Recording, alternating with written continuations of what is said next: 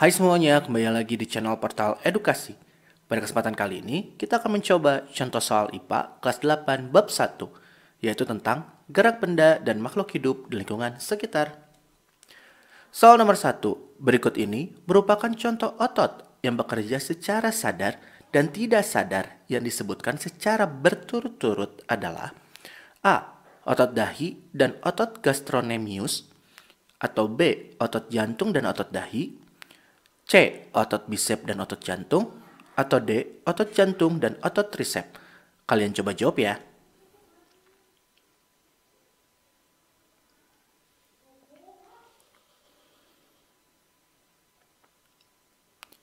Jawaban yang benar adalah C. Otot bisep dan otot jantung. Otot bisep itu dapat kita atur secara sadar, sedangkan otot jantung tidak. Kebayang ya, kalau otot jantung harus secara sadar, bisa bahaya. Kita lanjut ke nomor 2. Perhatikan gambar di bawah ini. Nah, berikut pasangan gaya aksi reaksi yang benar adalah A. F1 dan F3 karena bekerja pada benda yang berbeda dan arah gayanya saling tegak lurus, atau B.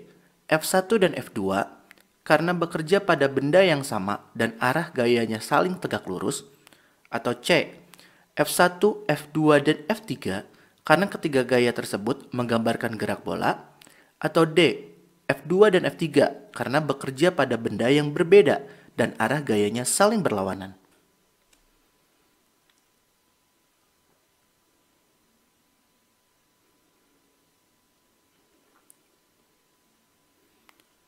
Jawaban yang benar adalah D. F2 dan F3 karena bekerja pada benda yang berbeda dan arah gayanya saling berlawanan. Kenapa? Kita bahas. Ingat, ketika kita mengeluarkan gaya, maka kita akan menerima gaya dengan jumlah yang sama. Nah, gambar F2 dan F3 itu paling tepat. Karena ketika kita lempar bola dari F2 ke arah tembok, maka akan memantul kembali ke arah F2. Lanjut nomor 3. Tipe persendian yang terdapat pada rahang adalah A. Sendi pelana, B. Sendi putar, C. Sendi geser, atau D. Sendi engsel.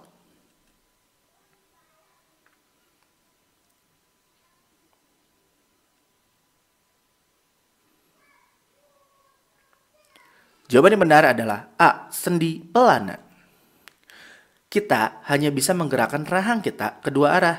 Kalian bisa cobain langsung ya. Ingat, sendi pelana itu hanya kedua arah.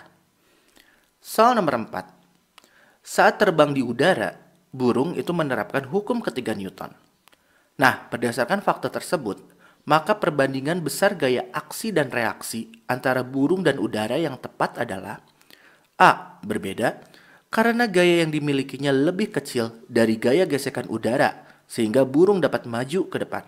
Atau B. Sama, sehingga burung dapat terbang dengan stabil di udara. Atau C. Berbeda, sehingga burung dapat melayang di udara. Atau D. Sama, karena gaya yang dimilikinya melebihi besar gaya gesekan udara, maka burung dapat maju ke depan.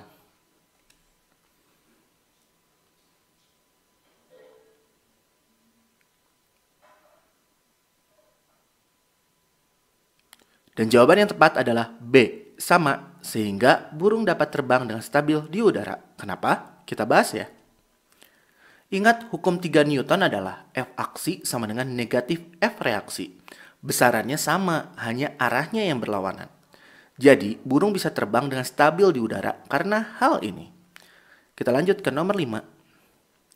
Contoh gerak tumbuhan berikut yang bukan merupakan contoh dari gerak nasti adalah A.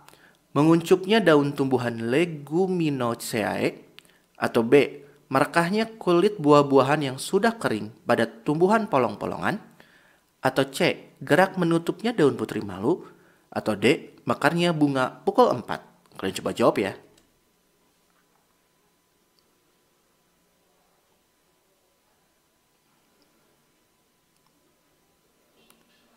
Jawabannya adalah C. Gerak menutupnya daun putri malu. Gerak nasti itu adalah gerak tumbuhan yang tidak dipengaruhi oleh arah datangnya rangsangan. Nah, untuk putri malu itu merupakan gerakan seismonasti. Kita lanjut ke soal nomor 6. Seseorang yang sedang mengendarai sepeda mampu menempuh jarak 5 meter dalam waktu 2,5 second. Berdasarkan informasi tersebut, kecepatan anak bersepeda adalah A. 5, B. 12,5, C. 2, atau D. 7,5. Kalian coba jawab ya.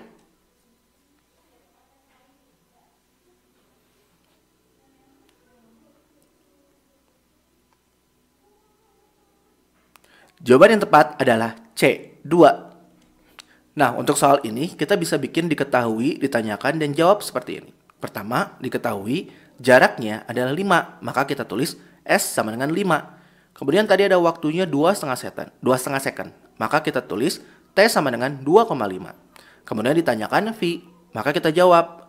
Kita tinggal masukin rumusnya, V sama dengan S per T. Tinggal masukin angka-angkanya, 5 dibagi 2,5. Dan ketahuan hasilnya adalah 2. Kita lanjut ke nomor 7. Perhatikan gambar di bawah ini. Titik yang menunjukkan mobil sedang mengalami peristiwa kelembaman adalah A. C sampai D, B. A sampai B, atau C. D sampai A, atau D. B sampai C.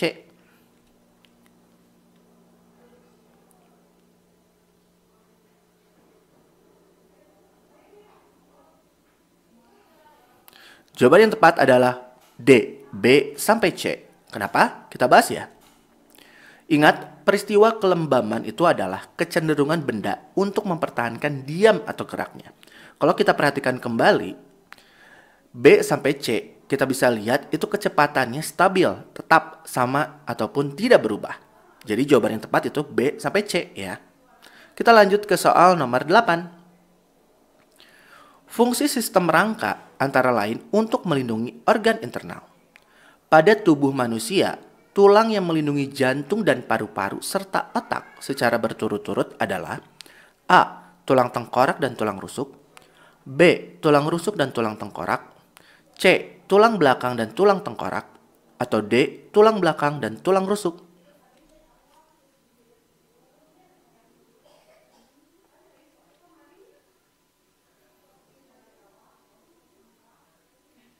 Jawaban yang tepat adalah B. Tulang rusuk dan tulang tengkorak. Yang melindungi jantung dan paru-paru itu adalah tulang rusuk. Yang melindungi otak adalah tulang tengkorak. Jadi sudah benar ya tadi urutannya. Kita lanjut ke soal nomor 9. Gerak tumbuhan yang memerlukan rangsang berupa perubahan kadar air di dalam sel sehingga terjadi pengerutan yang tidak merata disebut gerak A. Esionom, B. Nasti, C. Higroskopis, atau D. Tropisme.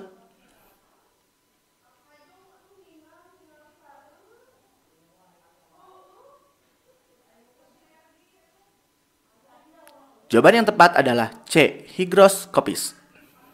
Ingat, gerak higroskopis adalah gerak yang diakibatkan perubahan kadar air di dalam sel tumbuhan. Biar simpel sih, kalau kalian mendengar kata higro atau hidro, itu pasti adalah air. Kita lanjut nomor terakhir, 10. Perhatikan 4 poin di bawah ini. Berdasarkan pernyataan-pernyataan di bawah yang mendukung ikan untuk melakukan berbagai gerakan di dalam air adalah pernyataan nomor A. 1, 3, dan 4, B. 2, 3, dan 4, C. 1, 2, dan 3, atau D. 1, 2, dan 4. Ini gampang banget, kalian coba jawab ya.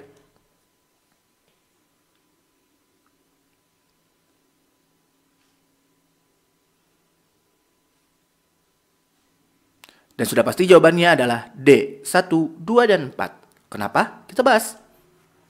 Sudah sangat jelas nih. Karena lihat deh nomor 3 yang tadi. Sirip tambahan itu maksudnya gimana coba? Ditambah pakai lem? Atau ditambahin pakai mesin? Nggak mungkin juga kan? Perhatikan lagi deh. Lihat nomor 3. Di situ ada sirip tambahan diperlukan untuk melakukan berbagai gerakan di dalam air. Nggak masuk akal ya maksudnya sirip tambahan itu gimana?